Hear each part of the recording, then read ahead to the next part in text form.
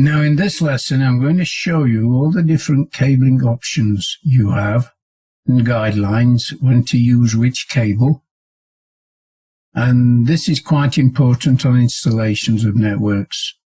Make sure you get it right the first time. The most popular, of course, is the twisted pair. The twisted pair cable consists of 4 twisted pairs, usually connected to an RJ45, that's the most common, but it can be connected to an M12 IP67 connector as well. And the pairs are very well screened. There's screen foil around each pair and the main cable screen as well. There's 8 wires grouped into 4 pairs and they are twisted. Connectors in industry require mechanical stability. And the RJ45 is okay for that, and you do get metal ones now rather than plastic. The cables are in categories and classes. You've got Cat 3, 5, 6 and 7. Now Cat 3 you don't see too much of nowadays. You will see Cat 5 and 6 quite a lot. Cat 7 is quite new. Now the difference between the categories is the quality of cable, the size and the insulation thickness, and this kind of thing decides which category it is. So if you have a Class D network, that means the cabling is Cat 5. A Class E network is Cat 6. Now if you want to upgrade a network from Cat 5 to Cat 6, every component of that network that is classed as Class D must be changed to devices that are Class E. And it gives you here some of the frequencies and applications. Here we have the connections that you may see in a plug, how the pairs are connected within the plug head. The ones used for normal Ethernet up to 100 meg will be pair 3 and pair 2. In other words, terminals 1 and 2, 3 and 6, as you see here. MDI means Media Dependent Interface. That's such things as computers or tablets or cell phones, anything of that nature. Now, an MDIX is a media-dependent interface capable of crossover.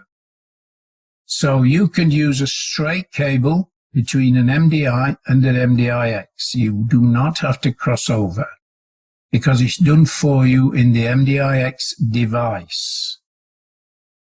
Nowadays, there's quite a few devices which used to be MDI, which are now MDIX.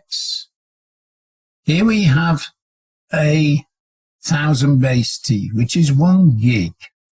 With 1 gig Ethernet, you will use all 4 pairs. Each pair will transmit 250 meg each, which adds up to 1000 meg. You still use the same cable, but you're using the extra pairs as well. A media-dependent interface are things like PCs, PLCs, servers, etc. that have an MDI. With crossover, hubs, switches and other devices which now have MDI with crossover. It means you use a straight patch cable. Now with any twisted pair, it doesn't matter whether it's for 1 gig Ethernet, 100 meg Ethernet or 10 meg Ethernet, transmission medium is 100 ohm twisted pair and maximum length 100 meters. That's in every case. The 1000 base T, exactly the same. 100 ohm twisted pair, 100 meters in length.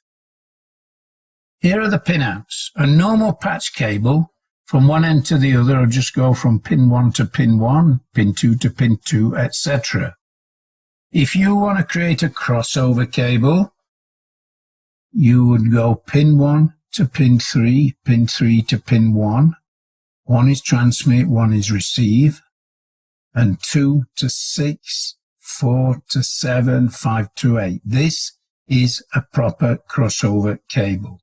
If you need one, for instance, if you have two MDI devices and you want to communicate between them, you don't have a switch, you can put a cable straight between the two, providing it is a crossover cable, and it will work. You will be able to communicate.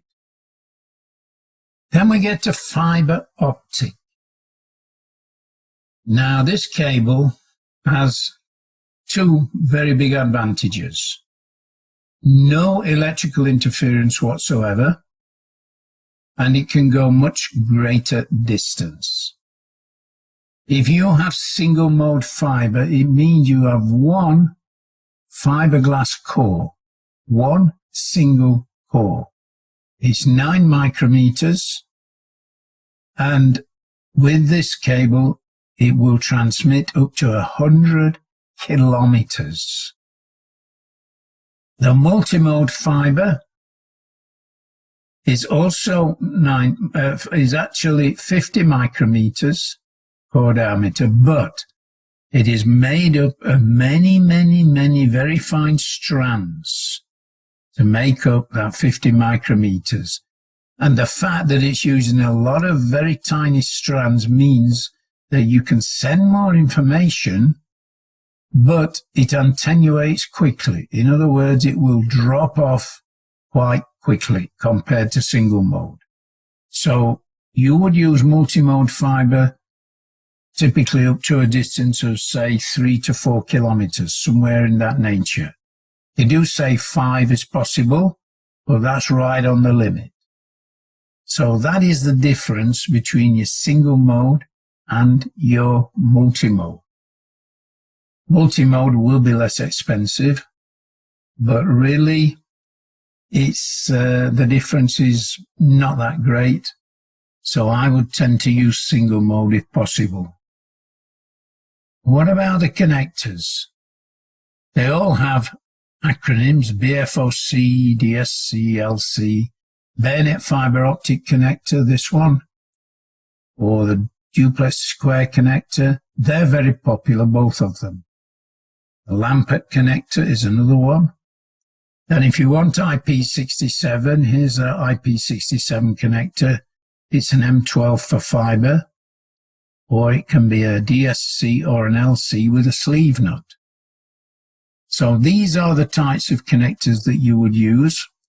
Now, to test a fiber link, you would need special testing equipment to make sure that your light is getting from one end to the other. When you lay this cable, you have to be very careful. No kinks, no sudden turns. Otherwise, the light will not get through.